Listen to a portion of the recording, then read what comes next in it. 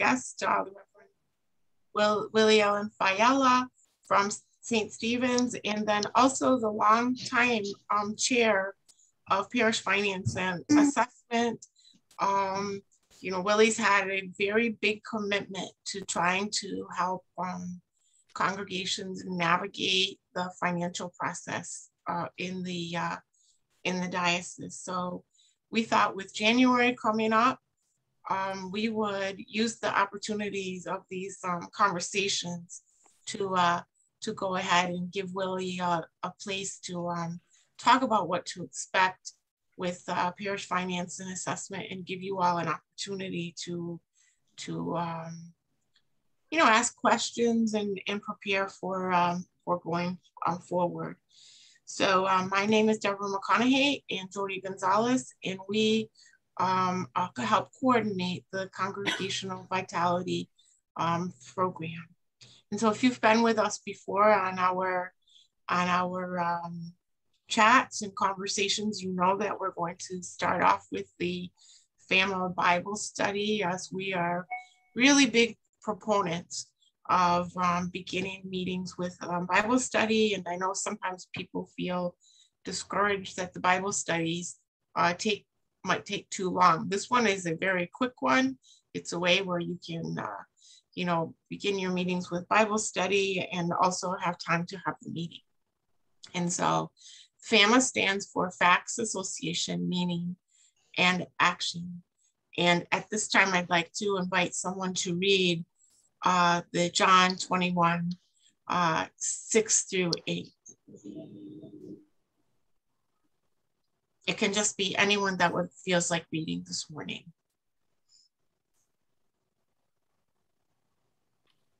He said to them, "Cast the net to the right side of the boat, and you will find some." So they cast it, and now they were not able to haul it in because there were so many fish. That disciple whom Jesus loved said to Peter, "It is the Lord." When Simon Peter heard that it was the Lord, he put on some clothes, for he was naked, and jumped into the sea.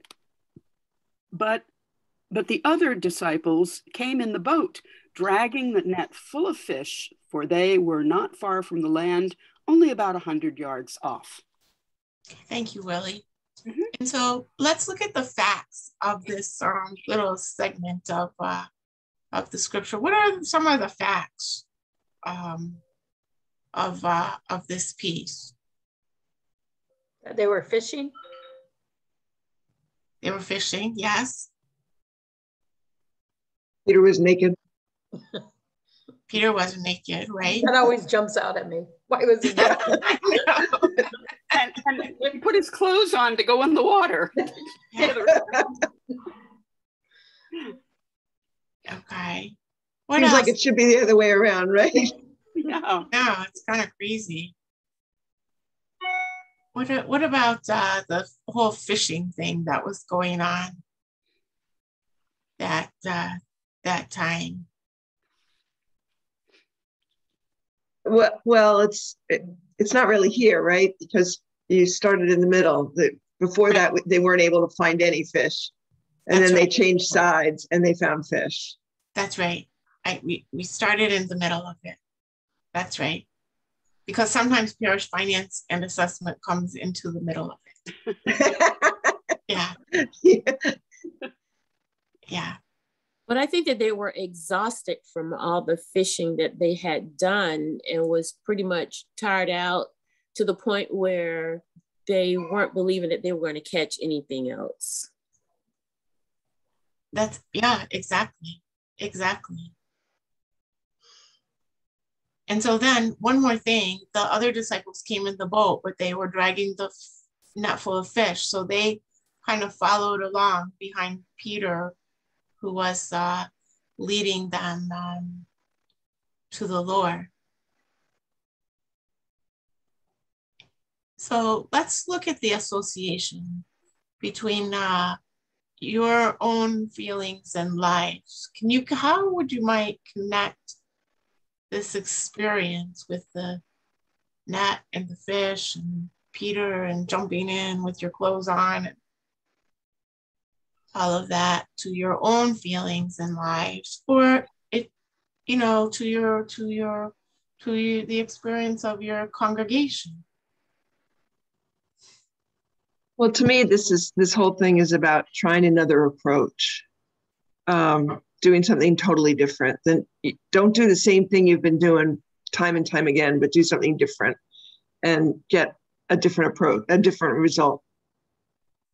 Yeah, thank you. Thank you. Anybody else have anything else?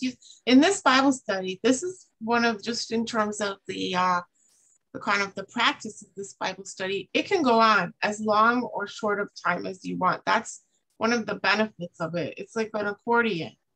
And so you could spend a whole bunch of time. This could be your primary Bible study if you wanted it to be that, but you can also kind of skip your way along it. Anybody else have an association with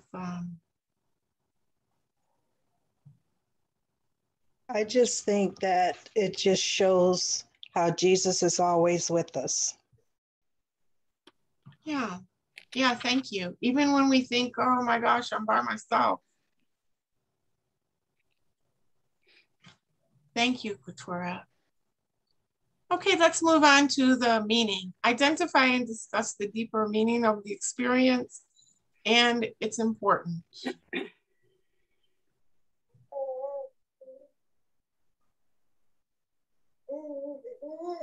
I still don't get any meaning on why you put your clothes on and then jump in the water. Sorry. I'm sort of stuck on that. Mm-hmm. Maybe because you want to be prepared when you arrive. That could be. That could very well be. I could go there. Okay. You're wet, but at least you're clothed. Yes, that's right. I would say that it also has to do with trust. Yes. Yes. Also, it doesn't say this directly, but it does. I always find this interesting, dragging the net full of fish, for they were not far from the land, only about 100 yards off.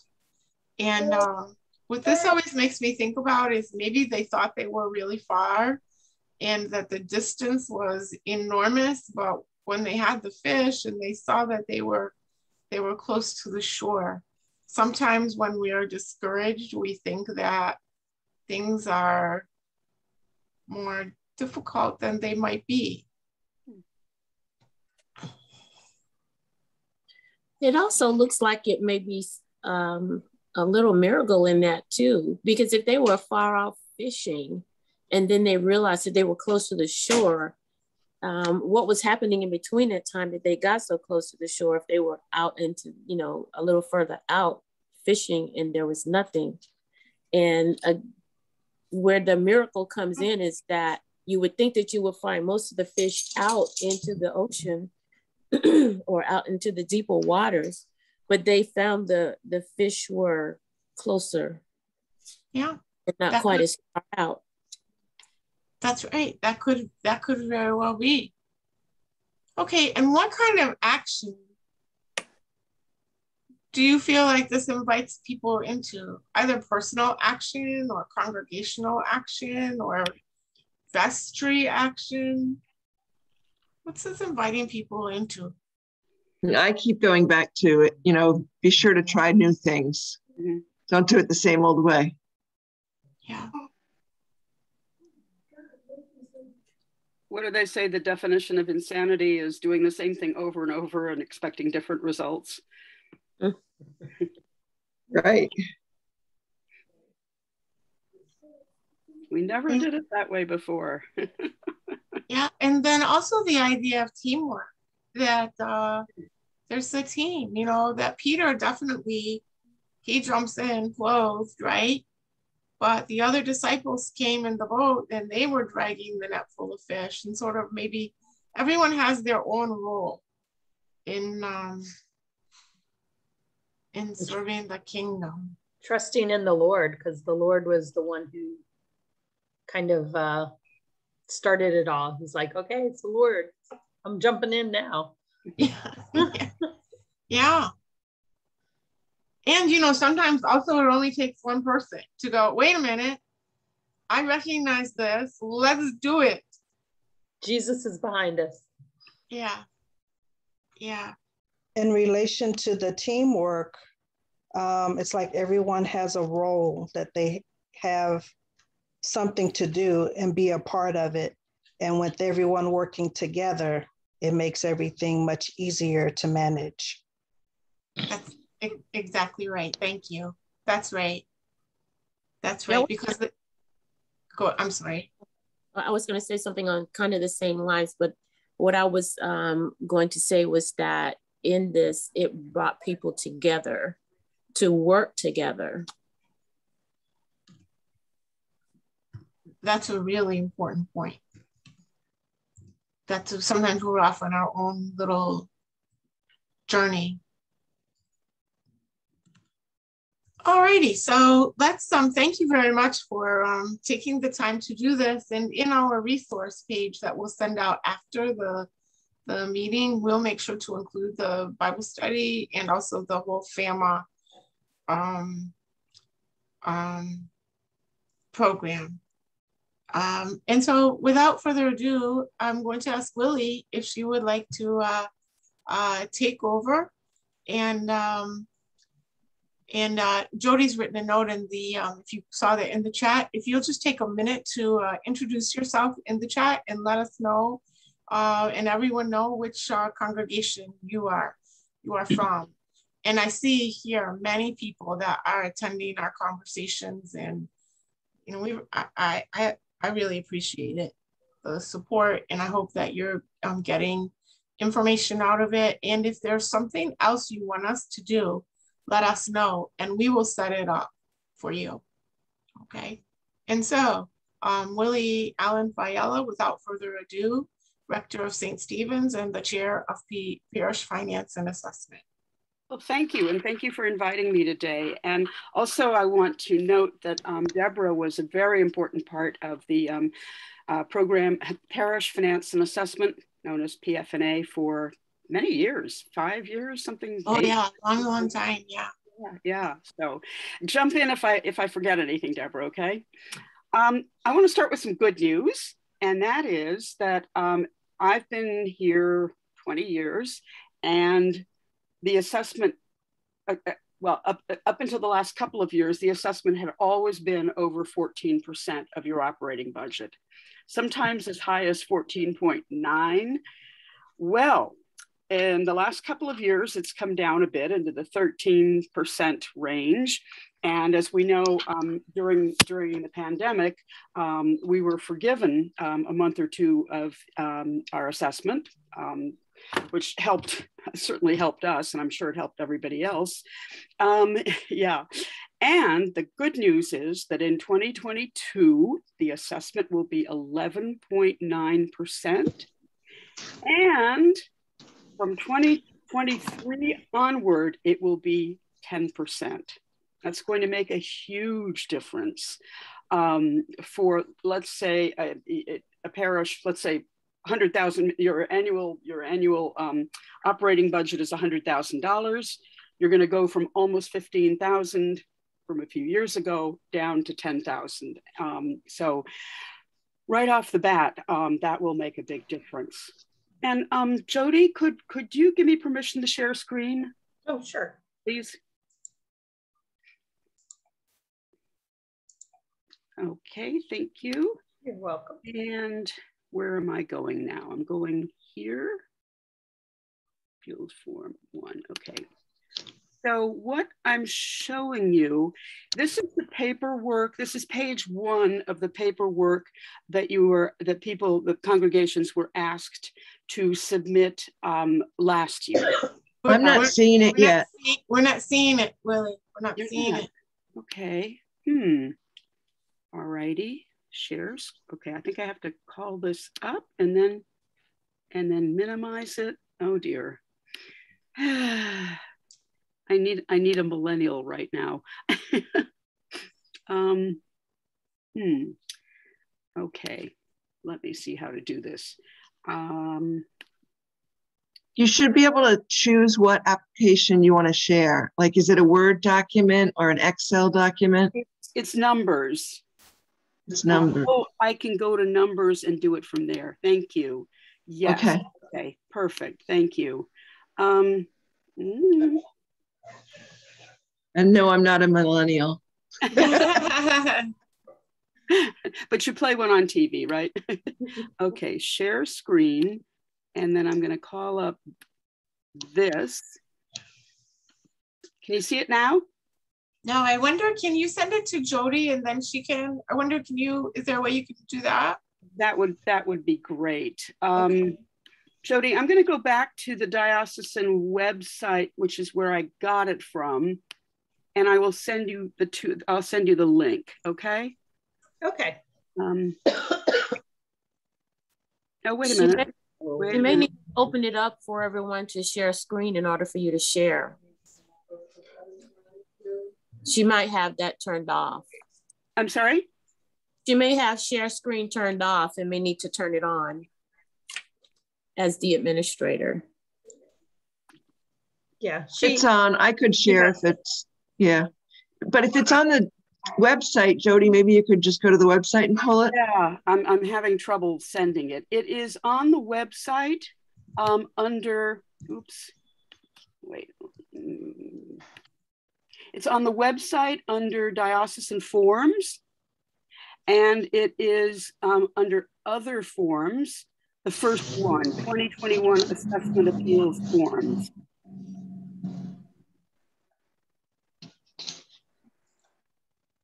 Okay.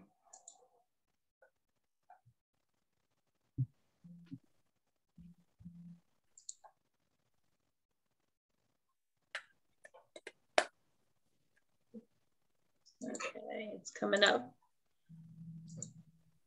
Great, thank you. And there's 2 pages. It's just taking a minute to load.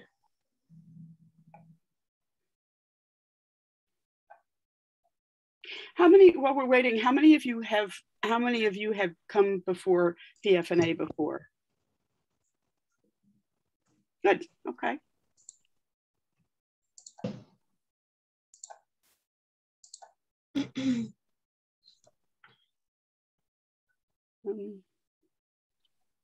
All right, is this the form that you were looking for? This is the second page. If you could start with the first page. But yeah, this is part of it. There we go. Thank you. Perfect. You're welcome. Okay, so no, this is from last year. The form will look very similar in 2022, and there will be a notification that comes from the bishop's office that congregations that want to come to ask for a reduction in their assessment. You will be notified from the bishop's office, and there are 2 forms of aid. One is a reduction of assessment, and the other for mission churches, you're also eligible to apply for a grant of up to $25,000. So there's 2 different kinds of aid that comes from PFNA. So here is what is requested. First of all, what is your diocesan approved assessment? How much assessment reduction do you seek? And what is the difference? And then how much aid to congregations if you are a mission church? We need a cover letter, either from your rector, priest in charge, senior warden, or treasurer, outlining the reasons why you're seeking a reduction in your assessment, and then a financial history form, detailed income statement with budget variance as of, well, it'll be as of 12/31/2021, balance sheet, a detailed 2022 budget, your 2020 audit, a list of financial committee members, and the people that we would like to come to the meeting are the priest, rector, priest in charge, or deacon in charge, the senior warden, the treasurer, and/or someone who has thorough financial knowledge and history of the church's needs. And all of this gets sent to Chris Valdez, who is the COO. What does that stand for? The operating officer. Chief Operating Officer. Chief Operating Officer. And we request that all of the form, that everything be complete. We have in the past had congregations that submit only part of their paperwork, and regrettably we can't see them. We meet at the end of January, 2 days or 3 days, depending on how many congregations are coming before us. And PFNA is only a recommending body. The final decision is made by the executive board, which meets in February. And then after the executive board has approved the recommendations that PFNA make, you will hear from Chris Valdez based on the decision of the executive board. So Jody, if we could go to page 2, please. Thank you. It's important to know the size of your congregation. So we ask for records going back. In this case, it will be for 2019, 2020, and 2021.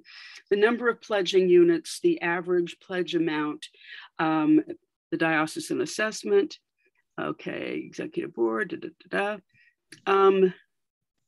past due amount. Oh, this is, wait a minute. This may be the in-house thing that Chris fills out now that I'm looking at it. But we ask that you fill this information out. Okay. You know, actually, Willie, this is really good. So it helps people to know what the committee is looking at. Yeah. Sort of the overall financial health of the congregation. Yeah. Yeah. Okay, you can stop sharing now. Oh, here we go. Director's pension, clergy health insurance, property insurance. Yeah, I don't remember seeing all of this on the forms that the congregations submit. So this may be, but it is important for us to know what your pledge base is and how many pledging units. Okay, thanks, Jody. You're welcome. And you can find this information on the diocesan website under diocesan forms. So, you know, we went through it really quickly right now, but it is available. And again, that was the one that's up there now. There are 2 that are up there. One is for 2019, one is for 2020. I'm sure the 2021 will be up shortly. Meetings the last couple of years have been by Zoom. I don't know going forward whether they will continue being on Zoom.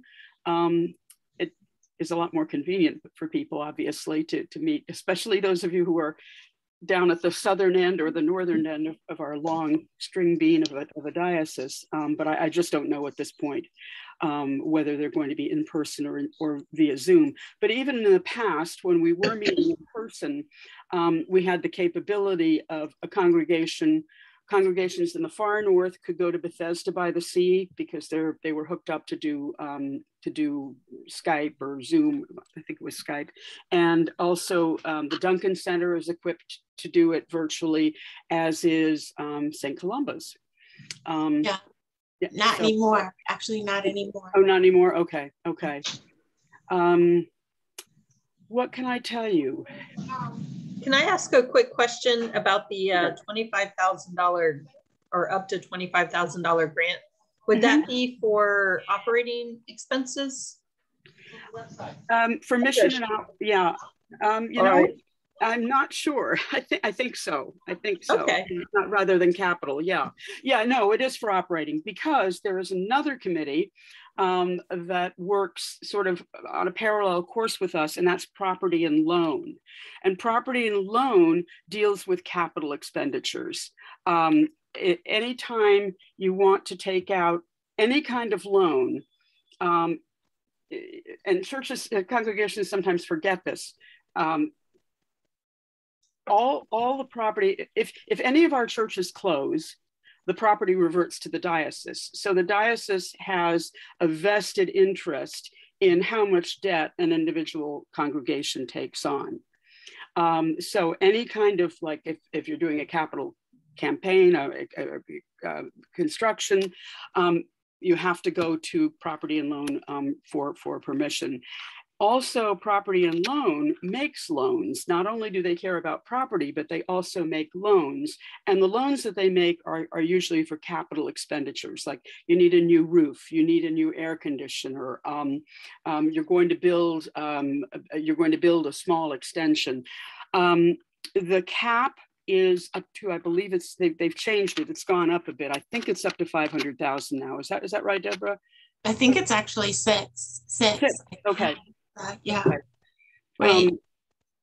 So many years ago, when we were in the process of hiring an assistant rector, already the rental prices near Coconut Grove were already astronomical, and so we did some fundraising, and then we went to property and loan and I think we got a $300,000 loan to purchase a house for our assistant rector. So I'm glad to hear that it's more than that now, 600,000. So that's a separate committee, but the work is similar. We deal with operating, they deal with capital expenditures. And they also are a recommending body, making recommendations to the executive board. Right. Also, to interject, Willie, to the property and loan, also, they offer to missions, mission churches. You may get an $11,000 grant,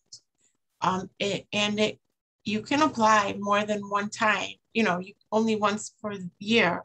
So if you're a mission church and let's say you have trouble with your AC, or you need help with your parking lot, or, whatever, don't be afraid to go to property and loan, because that is, not only is it a loan committee, it is a granting committee for these capital expenses if you are a mission church.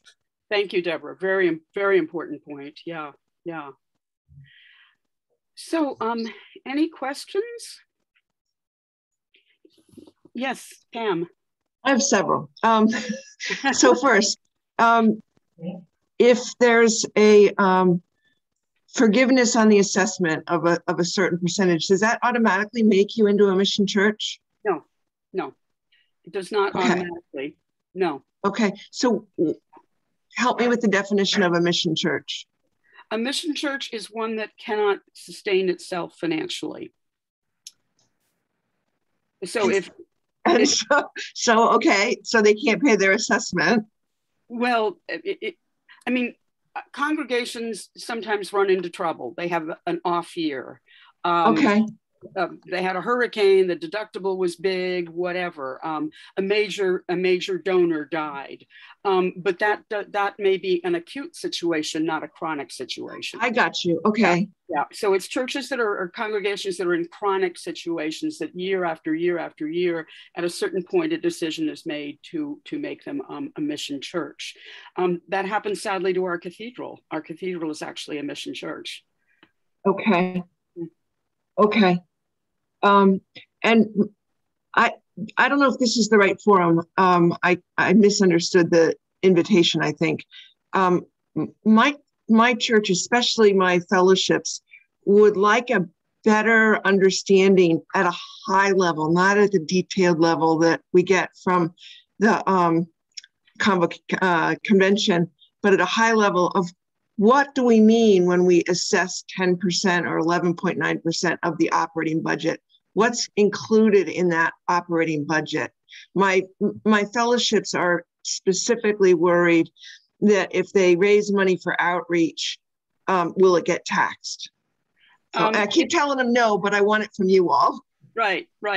If it is a pass-through, for example, every second Sunday at St. Stephen's, we have what we call our Matthew 2540 fund. And we designate a recipient. The loose plate then goes to the designated recipient, and that's a pass-through. We mark it as income, but also as expense. And because it's outreach, and no, we do not get taxed on that. Assessed. You also don't get assessed if somebody, for example, dies and leaves you $100,000 and you put it in your reserve account. You won't get assessed on that until you start spending it. So just because you receive a bequest, if you lock it up, let's say it's a more significant bequest. Let's say you get $1 million. You'll put it in your 100,000 would be significant for us. Yeah. Us too. But I'm thinking in terms of if you get a bequest and there's enough that interest is generated from it, that interest, if it's being used for your operating fund, the interest will then get assessed, but not the corpus. Does that help? Yeah. So you're having more of a question on the parochial report, is what I'm hearing. And yeah, maybe I can go pull the report and look at it too. Right. Well, also we can also offer a conversation on the parochial report, is what I'm hearing. Yeah. I think that would be helpful. Yeah. And the parochial report is the basis of how the assessment is determined. Mm-hmm. Right. And, it seems to change every so often. And I know you guys don't control it. It comes from the national church, but it would be really helpful if the changes that they make, they announce so that we can track our budget, so that we can report it without all the extra legwork that I go through every January. But just an idea. I know it's not up to you all. No, that's the national church, but that's important. Thank you. It did change last year because of COVID, more in the people section than in the financial section. There was the whole thing about how do you track people who are watching virtually, and sure. Yeah. But to my understanding, I don't really get involved in the financial report. I do the people report, but just having eyeballed it, it seems like the financial part this past year didn't change. Okay. But Pam, you did raise an interesting question, because I can't speak to the past year or two because I'm not on the committee anymore. But at Parish Finance and Assessment, we did find out that people had filled out their parochial reports incorrectly, sometimes for a number of years. And then adjustments, most times in the favor of the parish, adjustments were made to the assessment. Right. So those kinds of things, Parish Finance and Assessment is not punitive. It's trying to be a helpful group to help people to find a way forward. So Chris Valdez is your best friend. If you're planning on making an appeal to Parish Finance and Assessment, she will go above and beyond anything to go through your paperwork prior to coming into Parish Finance and Assessment. Yeah. You said you had several questions, Pam? Did you? I actually, it was two, and I just asked both of them. Thank you. Okay. Okay. Anyone else?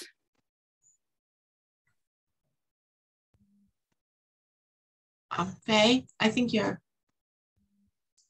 no.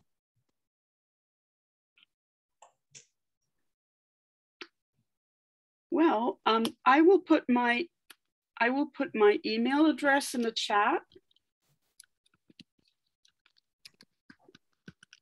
Oh, one more thing though, too. Sometimes you think going forward, oh, I'm not going to have any problems, but I might have problems. You can give Parish and Finance and Assessment a heads up. Because not all of the money is spent in January. Good point. Thank you. Yeah. So it meets 3 times. Once in January, right Once in January. Once in June, and sometimes in September now. And we have, you know, when we have a hurricane, we meet a lot in the fall. Last year, we had like 3 meetings during the fall because of COVID. So we also tailor the schedule of when we meet to prevailing circumstances, you know, within the region. But yeah, thank you, Deborah. We do not allocate all the money in January. And as Deborah said, we sometimes, a parish will come, a congregation will come see us, and right at that point, they're okay. So we say, just hang in there and keep doing what you're doing. But if you get in trouble, come see us again in June or in September. Yeah. And the other thing is, come with a compelling narrative. Yes. Come with your story of your church, so that, for example, let's say you're a smaller church, and don't be discouraged about that. Say, look, this is who we are. This is who we're ministering to. This is who our presence in the community is important to. And parish finance and assessment will try to find a way to make it work. Mm-hmm. I mean, they may say, okay, I think, you know, let's grab a little bit from aid to congregations. Let's, you know, lower your assessment a little bit. Oh, by the way, I think if, you know, go to property and loan, and you've got this grant, you know, a mechanism that you might be able to get a grant. And then also, if you want to have a ministry, an outreach ministry in your church, and you can't afford it, at least right away, go to Episcopal Charities with Rhonda. And they have like little startup grants that are super easy to get. Yep. And then by then you have a package of good things, and we'll help you write those grants. We can help you do that. I can't really help you with the parish finance and assessment because I'm bad at numbers, but I'm good at stories. Hello, Debbie. Hello, Deb. Yeah, hi. I'm not sure if this is the right forum, but how do we come to the number for the congregation that goes on the form? Yeah, that's an interesting question. I'm on the vestry, but we do not get monthly reports from our treasurer, so we don't really know what's going on. Yes, but so there should be a lot. Okay, so are you talking about the number of people or the number in money? The number pledging. Yeah, so the treasurer should be sending those reports to the vestry every month. Yeah. So we don't get anything.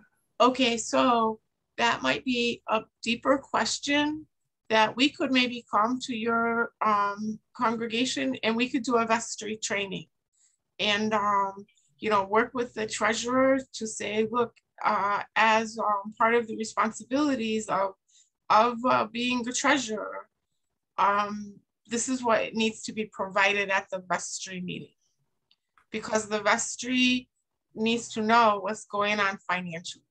Mm-hmm. And so we would be happy to do that, to do that, Pearl. Okay, thank you. Okay, and I mean, you can call us right after this meeting, and we'll set something up to try to work with your treasurer. Also, Chris Valdez can work with your treasurer to let them know. Thank you. You're welcome. Pam? I just wanted to add for Pearl, TechSoup is something that the tech team at the diocese has recommended to me. And I get QuickBooks online for $50 a month. It's incredibly inexpensive. And the reports, the financial reports just pop right out of that accounting software. So, you know, if you need help with that kind of thing, I could help. I'll put my email in chat. Or is Deborah, are the tech girls still working with us? No, Melissa's not working with us anymore. Okay. No, but I'm very willing to help walk somebody through that, because it's powerful software. It's easy to use. And it's incredibly time saving for the treasurer, because that's a big job that can take a lot of time. And it should be simple for you to get for your treasurer to get reports out to you every month. I'm working on mine this afternoon. I'm not the treasurer, but still I'm working on mine this afternoon. I'll put my name in the chat, Pearl. Thank you. Thanks, Pam. The other thing we have at St. Columba, we have a small finance committee, and that is also extremely helpful of taking the pressure off of the treasurer. Mm-hmm. Yep, agree. Yeah. Just a couple of people to help. Yeah. And also for the number of pledgers, shouldn't that come after your like pledge campaign? Isn't that usually when you know like your kind of a total number of pledgers? Mm-hmm. Mm-hmm. Yeah, we're fortunate that we do have some changes in that. Yay, going up. Right. But yeah, I mean, we really only report number of pledgers once or twice a year, but the financials, the income statement, and the balance sheet, we report monthly. Right. To the vestry. Any other questions? Not that they always want to hear it, because they don't. But. Yeah, exactly. Any other questions? I have one for Pam Hurd in regard to QuickBooks. Now, are you all connected to, are you able to just download to the diocese? Oh, no, not to the diocese. So you print your report out and send it to them? Yeah. Okay. Yeah. Okay. Yeah. Because we're in the process of getting ready to take on QuickBooks instead of the way that we're doing it now. Good, good. Well, think before you do it, investigate TechSoup, because you can get it for a lot cheaper. I'll write that down in the chat too. Okay, thank you so much. And Katura, don't hesitate to reach out to me. I got your email. Yeah, Melissa, and I've forgotten the other gal's name, turned me on to TechSoup. It's an organization that focuses on providing technology at a severely discounted rate from major corporations. So I get my Microsoft Office through them. I got QuickBooks through them. I got Zoom through them. Oh, wow. And you get it for a much lower cost than the retail stores or or web. Thank you so much. Okay, sure thing. We'll make sure that gets out to the whole diocese. Yeah, maybe we need to reinvigorate tech girls. Well, I think if we just let everyone know to go to TechSoup, I think that'll be great. Yeah, absolutely. Any 501c3 organization can apply for membership to TechSoup.org. That's great. I'd never heard of this. That's wonderful. Oh yeah, and $50 for QuickBooks online. It's usually, I think, $300 or $600. Any more questions for Willie? I was just going to say that online QuickBooks is extremely expensive. And then they always have upgrades and you would have to pay for that piece of it. So I appreciate you providing the TechSoup information. I'm going to go ahead and investigate that. Good deal, Sid. Glad to do it. It probably saved us all thousands of dollars. Yes. We'll send you a little pledge in the mail. Yeah, I mean, for Zoom, it's not helpful in terms of money unless you have multiple Zoom accounts. Like we have 2, so it's helpful. If you have 1, it saves you $10, big deal, right? But if you have 2 or more, then it's helpful. It saves like 50% on each subscription. Hey, $10 is $10. Well, that's true, but there's a little bit of an effort involved. Yeah. Any other questions for Willie while we have her here? Well then, thank you so much, Willie. You're welcome. Thank you. My pleasure. And please don't hesitate to reach out, prior to, because the more accurate everyone's paperwork is, the more I don't know, more seamless. I won't say the process is seamless, but it goes better for everybody.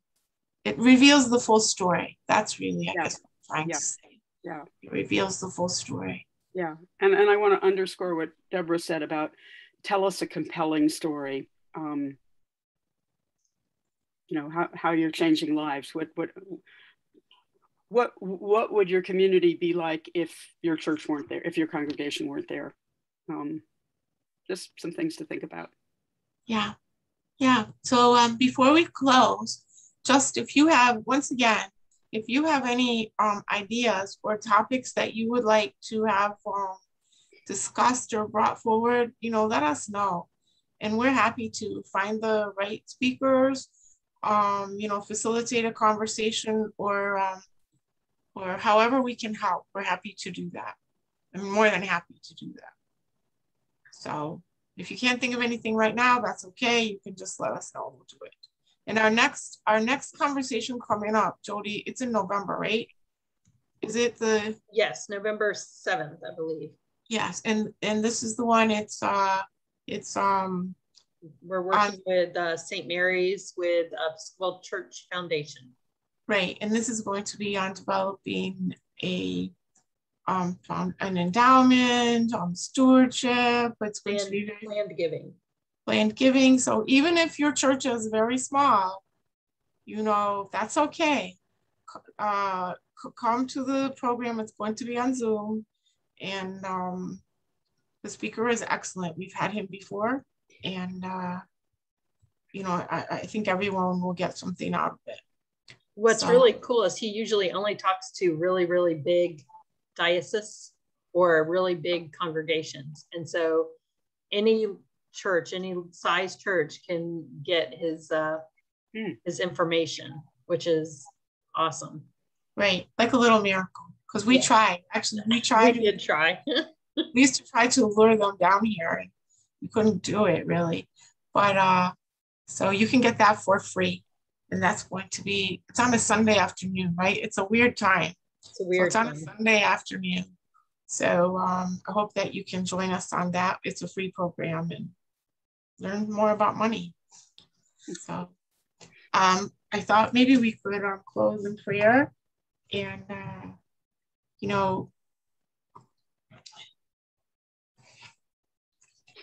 sometimes we forget that we are all in this vocation together.